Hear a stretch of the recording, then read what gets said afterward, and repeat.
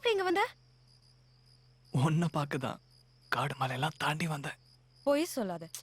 நான் நிஜமா சொல்றேன். ம்ஹும். காடுன்னு சொன்னது சோளக்காடு, மலைன்னு சொன்னது உங்க ஊர் இலையில பெருசா போட்டிருக்காங்களே ஒரு காம்பவுண்ட் சோறு, அத சொன்னேன்.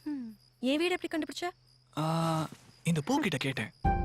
ஊர் தலைவர் பொண்ணு தானே, அவங்க வீடு தான் இந்த ஊர்லயே பெரிய வீடுன்னு என்கிட்ட சொல்லுச்சு. வாவ்.